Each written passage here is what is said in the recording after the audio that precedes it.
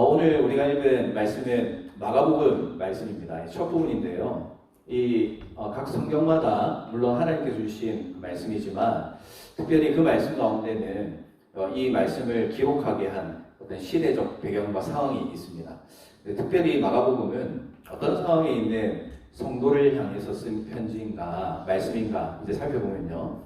로마의 박해 가운데 힘들고 괴로워하며 정말 죽을 것 같은 그런 심정에 있는 이 성도들을 향해서 쓴 복음서라고 할 수 있습니다. 그래서 이 고난과 어려움에 있는 성도들에게 가장 필요한 것은 무엇이겠습니까? 그것은 바로 위로와 격려가 되리라 이렇게 생각을 합니다. 우리가 이제 살아가다 보면 누군가를 위로할 때가 있습니다. 누군가를 위로할 때 우리가 이제 경험하지 않은 일임에도 불구하고 누가 어렵고 힘든 일을 당하면 우리가 가서 좋은 말도 해주고 위로도 해주고 격려도 합니다. 그런데 내가 경험하지 않은 그 일에 대해서 위로하고 격려하면 물론 내 마음의 진심은 전해줄 수 있지만 그 내가 경험해보지 못한 부분이기 때문에 이 사람이 얼마나 힘들고 어려운 상황에 있는가에 대해서는 좀 공감이 떨어질 때가 많이 있습니다. 실제로 이제 제가 그렇거든요. 제가 이제 40 중반의 나이인데요. 제가 그동안 병원에 신방을 하고 그러면서 이제 여러 가지 그런 질병으로 고통받고 있는 성도님들을 위해서 병문도 하고 기도도 하고 이제 그런 이제 사역을 지금까지 해왔습니다. 근데 이제 제가 올해 들어가지고 이제 병에 걸렸어요. 병이라고 하니까 되게 엄청 큰 병에 걸린 것처럼 말씀을 드리지만 대상포진에 제가 걸리게 됐습니다. 그래서 이 대상포진이 처음에 제가 처음 걸려보니까 이게 뭐 대상포진인지 뭔지 알지도 못하고 그냥 뭐 벌레에 물렸는가 이렇게 이제 생각하고 지나갔는데 이 시간이 지나다 보니까 이게 안 없어지고 굉장히 퍼지더라고요. 그리고 굉장히 아팠습니다. 그래서 나중에 한 일주일쯤 지나서 병원에 이제 가니까 대상포진이고 이미 많이 지나서 와서 좀 아픈 건 많이 경험해야 된다 이제 이렇게 이야기를 듣게 됐어요. 그렇게 한 몇 주간 대상포진 고생을 하고 이제 낫고 보니까 사실 그 기간 동안에 뭐 병이 나고 치료하고 회복하는 기간이기도 했지만 저 자신에게는 어떤 시간이었냐면 정말 하나님 앞에 회개하는 그런 시간이었습니다. 왜 그러냐 하면 제가 누구 대상포진에 걸린 성도님들 몇 분이나 신방을 했었거든요. 여기에서는 이제 만나지 못했고 이제 한국에서 신방할 때 병원에 가서 힘드시죠. 하나님의 위로가 있기를 바라고 또 치유를 위해서 기도했지만 이렇게 아프고 힘든지는 제가 공감을 하지 못했던 거예요. 그래서 회개하고 또 기도하는 그런 시간도 가졌는데 이렇게 한번 아프고 힘들고 그런 상황이면 이제 앞으로 대상포진에 걸린 이제 성도님들 만나면 이제 제가 기도하고 대하는 마음 자세가 달라지게 될 겁니다. 왜냐하면 제가 그 아픔을 충분히 공감하고 그리고 이것이 이분에게 있어서 얼마나 힘들고 어려운 시간인가를 알기 때문에 진심 어리고 또 공감된 위로와 격려를 해줄 수가 있는 것이죠. 이 로마서에 아까 처음에 제가 말씀드렸던 것처럼 이 로마서는 박해 가운데 정말 목숨을 잃기도 하고 고문도 당하기도 하는 그런 힘든 상황 가운데서 이 어려운 일을 이겨내라고 이제 하나님께서 말씀을 주시는데 그 말씀의 위로가 되는 게 무엇이냐면 너희만 고난을 받는 게 아니다라는 거예요. 그러면 누가 고난을 받았느냐? 그것은 바로 너희를 구원하기 위해 이 땅에 오신 예수 그리스도께서 너희를 위하여 세상의 그 어떤 고난과 어려움과 비교할 수 없는 그 고난을 예수님께서 친히 받으셨다. 이것이 너희에게 주는 위로다라고 말씀하시는 겁니다. 근데 이것만 끝이 아니죠.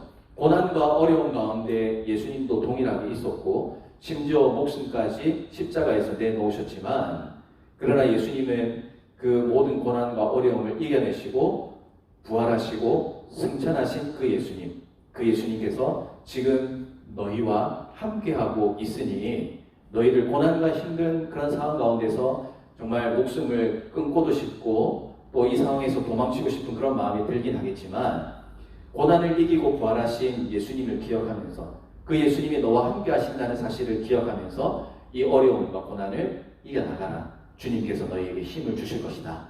이것이 바로 이 로마서를 통해서 그 가운데 힘든 가운데 있던 성도들에게 주시는 하나님의 위로와 격려의 메시지가 되었다라는 것이죠.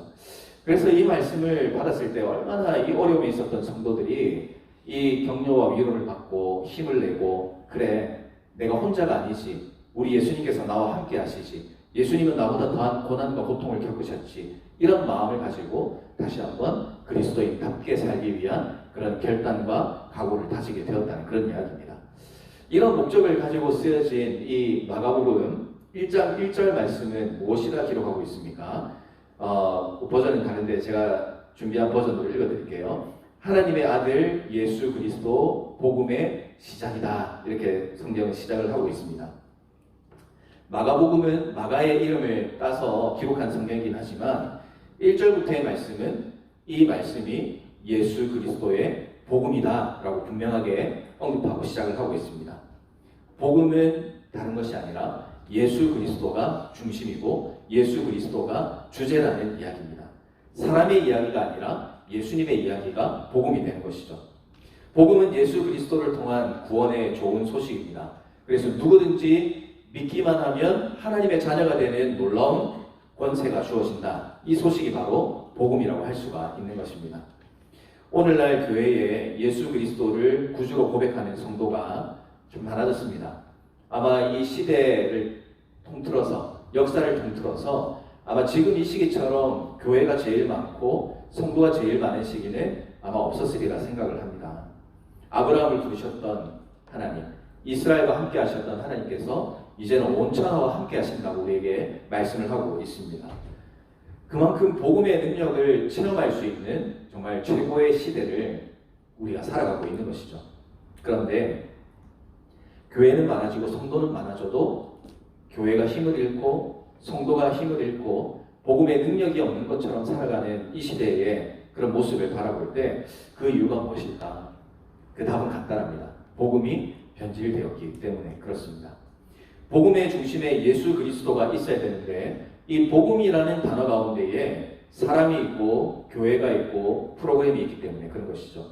우리 주님이 주시는 마음으로 신앙생활을 해야 되는데 사람의 마음과 생각으로 또 그 시각으로 신앙생활, 교회생활을 하다 보면 하나님의 마음과 멀어진 신앙생활의 삶을 살아갈 수밖에 없는 것입니다. 사람은 세상에 태어날 때부터 자기가 감당해야 될 역할이 있다고 이렇게 이야기를 합니다. 그 역할을 잘 감당하면 사람다운 사람, 또 존경받는 사람이 되는 것이죠. 예를 들어서 부모의 역할, 또 자녀의 역할, 스승의 역할이 얼마나 중요한지 모릅니다. 좋은 부모는 좋은 자녀가 만들도록 영향을 미치게 되고 또한 스승의 역할도 마찬가지입니다. 스승은 제자들에게 좋은 길잡이의 역할을 해줄 수가 있습니다. 성공한 사람들은 대부분 훌륭한 스승이 있습니다.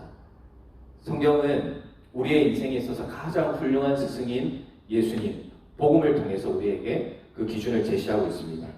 그래서 우리는 예수님의 제자로서, 예수님의 자녀로서 이 복음이라는 단어가 제대로 쓰일 수 있도록 그리스도가 제대로 증거될 수 있도록 우리가 먼저 준비된 삶을 살아야 하는 것입니다. 오늘 우리에게 하나님께서 맡기신 역할은 무엇이고 특별히 이 해밀턴 주사랑교회 이 공동체 가운데서 내가 하나님 앞에서 감당해야 될 일은 무엇이 있는지 또 나 자신과 하나님의 관계에서 내가 어떤 역할을 해나가야 되는 사람인가 하는 것을 오늘 이 마가복음 1장 1절에서 5절 말씀을 통해서 깊이 생각하고 또한 하나님께서 우리에게 그런 도전을 주셨던 것을 떠올리시면서 내가 이런 삶을 살기로 결단하는 이 오후의 시간이 되기를 바랍니다. 자, 그리스도인은 어떤 삶을 살아야 되는가? 이 두 가지만 말씀을 좀 드리고 싶어요. 먼저 첫 번째로는 그리스도인은 하나님의 부르심을 기억해야 한다 하는 것입니다. 우리 2절 말씀을 같이 한번 읽어보도록 하겠습니다. 시작. 보라, 내가 내 사자를 내 앞에 보내노니 그가 내 길을 준비하리라. 아멘. 자, 여기에서 내 사자라고 하는 것은 세례 요한을 가리키고 있습니다. 이 세례 요한이 예수님을 맞이하는 그 준비를 하고 있는데요. 이것은 갑작스럽게 된 것이 아니죠. 그가 태어나기 오래전에 이미 하나님에 의해서 선택되고 예정되었다라고 말합니다. 그리고 때가 되어서 그리스도의 길을 준비하는 사자가 되었다는 것이죠. 마태복음 11장 11절에 보면 예수님께서 이 세례 요한을 칭찬하는 내용이 나오는데요. 이렇게 이제 칭찬을 합니다. 여자가 낳은 자 중에 세례 요한보다 큰 이가 일어남이 없도다. 이렇게 이제 칭찬을 하셨어요. 그러니까 이 세례 요한은 정말 하나님 앞에서 너무나 인정받고 또 대단한 일을 하는 사람이었다는 것이죠.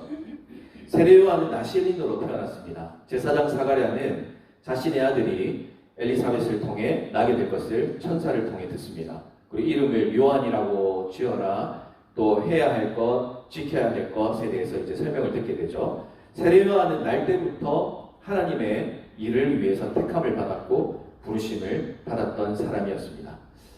세례 요한은 예수님보다 먼저 태어났습니다. 또 사역도 먼저 시작했습니다. 그가 하는 일은 예수님께서 오실 길을 예비하는 것이었습니다. 메시아가 이 땅에 오실 것이나 또 제사함을 받게 하는 회개의 세례를 전파하는 것이었습니다. 그런데 이 세례 요한은 예수님으로부터 정말 이 세상 사람들 가운데 가장 뛰어난 사람이다라는 칭찬을 받긴 했지만 이 세례 요한의 입장에서는 그 칭찬이 그렇게 달갑진 않았습니다. 왜 그러냐면 세례 요한이 이 복음을 전하고 또 예수님의 오심을 준비하는 이런 사역을 할 때 사람들한테 인정받는 사역이 아니었거든요. 존경받는 그런 사역이 아니었습니다. 힘들고 외로운 길이었습니다. 아무리 열심히 해도 눈앞에 어떤 보상이 자기에게 주어진다는 약속이 없는 그런 막막한 일이었습니다. 그래서 우리 같으면은 그 일을 했을까? 또 저라면 그런 보상도 없는 내 인생을 바치면서 그렇게 하염없는 일을 과연 할 수 있었을까? 이런 이제 생각을 해보게 되는 것이죠. 그렇지만 세례 요한은 그 일을 하게 되었습니다. 그 길을 묵묵히 걸어갔습니다. 어떻게 그렇게 걸어갈 수 있었을까? 그 이유를 보니까 하나님께서 그 일을 자신에게 사명으로 주었다는 것을 확신하는 사람은 환경이 어렵고 힘들고 계산이 되지 않아도 그 길을 묵묵히 걸어갈 수 있다는 것입니다. 하나님께서는 하나님의 일을 진행해 나가실 때 이런 방법을 쓰십니다. 이미 예정된 사명을 주시는 거죠. 오늘 우리도 마찬가지입니다. 하나님께서는 성도라면 하나님께서 예정하신 사명과 일이 있다는 것을 기억해야 됩니다. 예레미야 1장 5절 말씀에서도 하나님의 부르심이 분명히 나타납니다. 하나님께서 예레미야를 부르실 때 어떻게 부르십니까? 내가 너를 모태에 짓기 전에 너를 알았고 내가 배에서 나오기 전에 너를 성별하였고 너를 여러 나라의 선지자로 세웠노라 이렇게 말씀합니다. 세상에 태어나기 전부터 하나님은 여러 나라의 선지자로 예레미야를 세우셨다는 것이죠. 예레미야가 하나님의 일을 하고 싶어서 하기 위해서 결단해서 한 것이 아니라 하나님께서 예정하시고 불러주셨기 때문에 그 일을 한다는 것이에요. 이 말씀은 예레미야나 세례 요한에게 특별히 주어지는 말씀이 아닙니다. 오늘 이 자리에 있는 우리 자신에게도 동일하게 하나님은 말씀하십니다. 하나님은 하나님의 자녀들에게 사명을 주십니다. 그 일을 위해서 오늘 우리를 이 땅에 보내주셨습니다. 그 사명은 내가 하고 싶다고 해서 되는 것도 아니고 할 수 없다고 하지 않아도 되는 것이 아닙니다. 주님께서 선택하신 제자들도 주님께서 부르셨기 때문에 제자가 되었던 것이죠. 하나님의 선택으로 우리가 구원받고 은혜를 누리는 축복을 받게 되었습니다. 그렇기 때문에 오늘 이 자리에 있는 우리 각 자신이 저는 하나님의 자녀입니다. 예수 그리스도를 믿고 구원의 백성이 되었습니다. 라고 한다면 구원받고 천국에 갈 기대로만 살아가는 것이 아니라 나를 하나님의 자녀로 불러주시고 삼아주시고 이 땅에 살게 하신 그 사명이 무엇인가? 하나님께서 내가 이루어가길 원하시는 하나님의 뜻과 계획은 무엇인가? 이것이 하나님의 자녀에게는 분명한 목표와 삶의 방향이 되어야 된다는 사실입니다. 세례 요한이 사람이 낳은 자 중에 가장 큰 자라고 칭찬을 받았지만 그는 하나님께서 행하신 일들, 명하신 일을 묵묵히 행해 나갔기 때문에 하나님 앞에서 칭찬을 받을 수가 있었던 것이죠. 사랑하는 성도 여러분, 오늘 이 자리에 있는 우리 모두는 우리의 선택으로 온 것처럼 생각할 수 있습니다. 내가 알람을 맞춰놓고 내가 찬양팀 지원해서 찬양팀에서 섬김을 하고 있고 또 여러 가지 위치에서 내가 결단했으니까 내가 그 일을 하는 것이다 라고 생각할 수 있습니다. 그러나 그 과정 가운데 나의 결단이 있는 것처럼 보이지만 오늘 이 세례 요한을 통해서 우리가 깨닫게 되는 것이 무엇이냐면 이 모든 것은 하나님께서 우리에게 계획해 놓으신 일이기에 오늘 우리가 해 나간다는 사실을 우리가 잊지 말아야 됩니다. 하나님께서 여러분을 선택하시는 것을 믿는다면 하나님께서 여러분에게 주신 사명이 있다는 것을 꼭 기억하십시오. 여러분 각자에게 주신 하나님의 사명은 다를 것입니다. 그 사명은 내가 생각해서 정하는 것이 아니라 하나님을 통해서 알 수 있습니다. 여러분에게 하나님께서 해야 할 일을 주시면 주저하지 마시고 순종해 나가시기를 바랍니다. 하나님이 명하시는 일에 순종하고 충성할 때에 하나님께 영광을 돌리는 것이며 우리도 그가 약속하신 은혜와 축복을 누릴 수가 있게 되는 것입니다. 하나님이 불러주셨다는 사명은 너무나 중요합니다. 저도 마찬가지겠죠. 저도 이 목회의 길을 걸어가는 그런 과정 가운데서 순간순간 내가 이 일을 계속하는 것이 맞는가, 나에게 능력이 부족해 보이고 또 이 일을 계속해 나가는 것이 효율적이지 않은 것처럼 느껴질 때도 참 많이 있습니다. 그러나 그럴 때일수록 그 일을 내가 계속 해야 된다라는 다짐과 결단을 주는 이유가 무엇이냐면 이 일은 내가 선택한 것이 아니라 하나님께서 불러주셨다는 사실을 알기 때문에 내가 부족하고 내가 못할 일이다라는 그런 느낌이 든다면 그런 부분을 더 노력해서 고치고 또 더 나은 방향으로 나아가기 위해서 해나갈 수 있는 것은 하나님께서 나에게 사명을 주셨다는 것을 기억할 때에 그 일을 가능하게 된다는 사실입니다. 오늘 여기 계신 성도님들도 마찬가지입니다. 각자 하나님께서 주신 사명과 또 어떤 일들이 있으리라 생각합니다. 그런데 그 일을 해나갈 때 인간적인 생각이 많이 들게 되는 거죠. 나는 이런 능력이 부족하고 해보니까 별로 열매가 맺히지 않고 하나님께서 분명히 나에게 하라고 하셨는데 별로 아름다운 그런 일들이 일어나지 않는 것 같아. 그러면 지금이라도 깨끗이 정리하는 게 낫지 않을까, 이런 인간적인 생각이 들 때가 있습니다. 그러나 하나님께서 여러분에게 사명을 주신 확신이 있다면 그런 마음이 들수록 하나님 앞에 더 기도하십시오.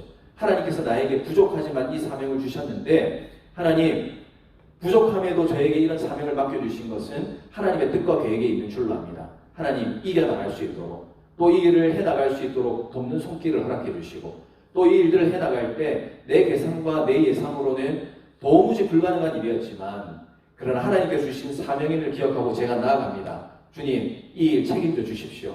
이런 사명감과 책임감을 가지고 걸어나가는 사람은 하나님께서 맡겨주신 그 사명을 통해서 하나님께서 이루어주시는 놀라운 일과 은혜와 축복을 삶에서 경험해 나갈 수 있다는 사실을 여러분들 꼭 기억하시기를 바랍니다. 하나님 주신 사명을 귀하게 여기십시오.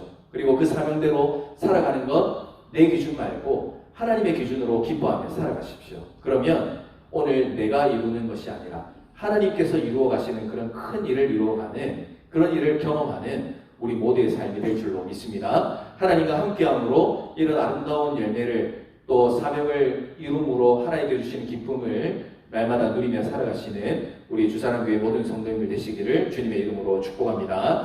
자, 두 번째로 우리가 말씀을 통해서 기억해야 되는 것은 우리가 그리스도인이라면 외치는 자의 소리로 살아야 된다 하는 것입니다.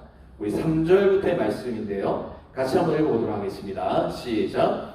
너희는 주의 길을 준비하라. 그의 오실 길을 곧게 하라. 기록된 것과 같이 세례 요한이 광야에 이르러 죄사함을 받게 하는 회개의 세례를 전파하니. 아멘. 자, 예수님의 길을 예비하는 세례 요한의 사역이 무엇이었냐? 그것은 바로 복음을 외치는 삶이었다는 것입니다. 이사야 40장 3절 말씀은 이렇게 기록합니다. 외치는 자의 소리여 이르되 너희는 광야에서 여호와의 길을 예비하라. 사막에서 우리 하나님의 대로를 평탄하게 하라. 이 말씀을 지금 마가복음 1장 3절에서 인용을 하고 있습니다. 세례 요한은 광야에서 주님의 길을 준비하는 자였다는 것이죠. 여러분, 광야는 어떤 곳입니까? 광야는 인적이 드물고 또 개척되지 않은 그런 넓은 들판을 의미합니다. 특별히 성경에서는 이 광야가 이 사람들이 살기 어렵고 또 특별히 시험과 고난의 장소로 많이 사용이 됩니다. 본문의 광야는 앞으로 세례 요한의 주요 사역지가 될 유대 광야를 가리킵니다. 그러니까 표면적으로 척박하고 메마른 땅이죠. 식물이 자라지 못하는 불모지인 이 광야를 하나님은 왜 사역지로 삼게 하셨을까? 도시로 나가고 사람이 많은 곳으로 가게 해야 될 텐데 하나님은 광야에서 사역을 하겠습니다. 그 이유가 무엇이냐? 그것은 지금 이스라엘의 상태가 이 광야와 같이 메마르고 척박한 상황 가운데 있었기 때문에 그렇습니다. 당시 이스라엘의 형편은 부패하고 타락했습니다. 광야는 식물이 자랄 수 없는 불모지와 같이 된 이스라엘의 형편을 보여준다고 말씀을 드렸는데요. 세례 요한은 이곳에서 회개의 세례를 전파함으로써 이스라엘 백성이 이제 오시게 될 메시아를 맞이하도록 준비하고 있었다는 것이죠. 오늘을 살아가는 우리의 세상을 오늘 성경은 이야기해주고 있는 것 같습니다. 오늘을 살아가는 이 세상도 광야와 같은 것이죠. 이스라엘 형편과 유사합니다. 너무나 삭막하고 그런 메마른 세상을 살아갑니다. 이 세상을 한번 돌아보십시오. 당장에 나오는 세계 뉴스들 살펴보면요, 너무나 추악하고 더러운 그런 이야기들이 하루에도 셀 수 없이 쏟아져 나갑니다. 구역질 나는 그런 기사들이 많죠. 또 전쟁이 터지고 사람들이 죽어나갑니다. 또 이스라엘과 또 가자 지구에서 전쟁이 시작됐다고 아침에 뉴스를 통해서 이제 보게 되었는데요. 이 전쟁은 먼 옛날에 일어난 그런 것이 아니라 지금도 변함없이 사람을 죽이는 그런 일들이 일어나고 있습니다. 가뭄과 기근의 그런 상태를 보면서 주님께서 말씀하신 마지막 때가 바로 이런 지금의 시기가 아닌가 그렇게 생각할 때가 너무나 많이 있는 것이죠. 이 세상은 육신의 눈으로 보아도 그렇고 영적인 눈으로 보아도 그렇고 타락과 부패가 일어나는, 그리고 메마르고 척박한 광야와 같은 곳입니다. 그런데 우리는 이 신앙생활을 하다 보면 교회는 괜찮고 세상에 문제가 있는 것처럼 많이 이야기할 때가 있습니다. 그런데 오늘 이 말씀 가운데 우리에게 도전하는 것이 무엇이냐면, 우리가 함께 신앙생활하고 있는 이 교회라 할지라도 이곳에 복음이 없고 예수님이 없으면 광야와 같이 메마르고 척박한 땅이 될 수 있다는 것입니다. 교회도 정신을 차리지 않으면 타락과 부패가 가득하고 시기와 질투와 미움과 원망이 가득한 그런 세상과 별반 다를 곳 없는 사람들의 모임이 될 수밖에 없는 것이죠. 예수님을 통한 구원의 은혜가 우리를 적시지 않으면 정의와 공의가 사라진 곳이 될 뿐이라는 것입니다. 하지만 주님은 광야와 같이 척박한 땅이라 할지라도 은혜 베풀기를 원하십니다. 세례요한이 광야에서 외치는 자의 소리로 살았던 것처럼 오늘 복음을 듣고 변화된 삶을 사는 사람, 예수 그리스도의 복음을 통해서 하나님의 자녀가 된 사람들은 이 광야와 같은 세상에서 어떤 일을 해야 되느냐, 세례요한처럼 복음을 증거하고 복음을 외치는 삶을 살아야 한다는 것입니다. 믿지 않는 사람들이 죄 사함을 받게 하는 회개의 세례를 알도록 해야 됩니다. 세례요한이 예수님의 오심을 준비하고 소개했던 것처럼 우리도 예수님을 전하고 영접할 수 있도록 돕는 그런 준비된 그리스도인으로 살아야 한다는 것이죠. 이 사명이 우리에게 너무나 중요합니다. 이 광야와 같은 세상에 살아갈 때 참 추울 때도 있고 힘들 때도 있습니다. 배고플 때도 있고 또 여러 가지 상황들이 복음을 전하기 어려운 그런 부분들이 있다 보면 포기하고 싶고, 또 복음을 전해야 된다는 것은 알지만 복음 전하는 게 쉽지 않다는 걸 느끼기 때문에 아예 복음을 전하는 자리에서 피하는 삶을 살아갈 때도 우리가 많이 있습니다. 약해지기도 하고 절망 가운데 거할 때도 있습니다. 그냥 세상 속에 파묻혀서 조용히 살고 싶은 그런 생각이 들 때도 있습니다. 그런데 이런 상황뿐만이 아니죠. 특별히 이제 뉴질랜드 땅 가운데는 우리가 이제 한국 사람으로서 이쪽으로 이민을 와서 이제 살아가는 가운데 있지 않습니까? 이 뉴질랜드를 선택한 이유가 무엇입니까? 라고 이야기를 하다 보면 자녀 교육도 있고요, 깨끗한 자연 환경도 있고요, 또 복지, 또 편안한 노후를 위해서 여러 가지 이제 목적과 이유를 가지고 이곳에 오신 분들이 다 대부분일 것입니다. 각자의 이제 그런 목적과 이유가 있을 겁니다. 좋은 환경에서, 또 좋은 교육에서, 또 물론 우리가 살아가는 삶의 현장이 치열하긴 하지만 이곳에서 우리가 누릴 수 있는 유익을 누리기 위해서 이 땅을 찾고 살아가는 것 참 중요합니다. 그래서 열심히 돈 버는 것 중요합니다. 또 비즈니스 열심히 하시는 것 중요합니다. 공부도 열심히 하는 것 중요합니다. 또 투자도 열심히 하는 것 중요합니다. 또 때로는 놀러도 가시고 여행도 하시고 골프도 치시고 하시는 건 다 좋습니다. 그런데 어디에서 무엇을 하든지 우리가 잊지 말아야 하는 것이 있습니다. 그것이 무엇이냐면 주님의 말씀처럼 먹든지 마시든지 하나님의 영광을 위해서 하라는 것이죠.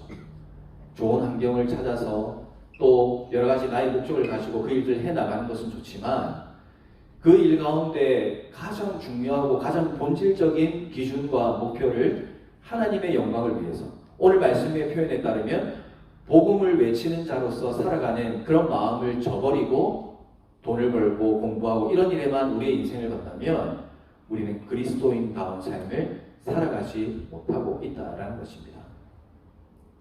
그래서 이제 이번 주 제가 이제 기도하고 강구하시는 것을 들으면서 알파를 이제 시작한다고 제가 들었습니다. 우리 하늘의 교회에서도 알파를 하니까 이제 너무나 잘 알잖아요. 이 알파를 전하는 준비하고 진행하는 이유는 복음을 전하기 위해서 이제 그렇게 하는 것이죠.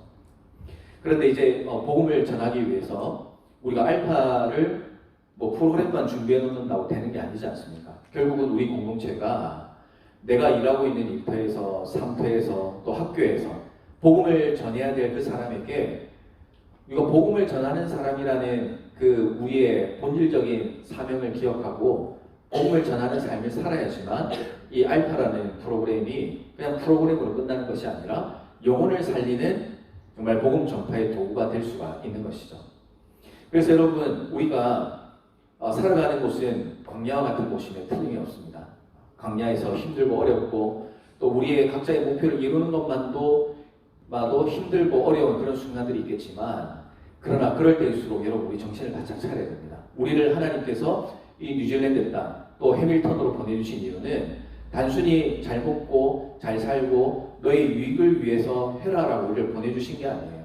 잘 먹고 잘 사는 것 중요하지만 그 먹든지 마시든지 그 모든 일의 목적은 하나님의 영광을 위해서 하라는 그 본질적인 사명을 우리 그리스도인들이 기억한다면 여러분들이 거하고 있는 그 일터와 상태에서 누구에게 복음을 전할 것이며 내가 그리스도인으로서 어떻게 살아가야 할 것이며 내가 그리스도인으로서 어떤 말을 해야 될 것이며 그리스도인으로서 어떤 태도를 가지고 사람을 대해야 될 것이며 또 복음을 믿지 않는 사람에게 내가 어떻게 복음을 전할 것인가에 대한 초점을 맞추고 살아가는 그런 아름다운 모습이 이 사명을 가지고 있는 우리의 삶 가운데 나타날 수 있다는 것을 꼭 기억하시길 바랍니다.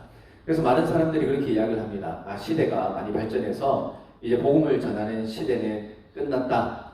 그냥 그리스도인답게 잘 살아가는 모습만 교회가 예의를 지키고 그냥 너무 나서지 않고 조용히 있는 게 교회다운 모습일 수 있다. 이런 이야기를 합니다. 그러나 그렇지 않습니다. 오늘 말씀은 분명히 우리에게 요구하고 있습니다.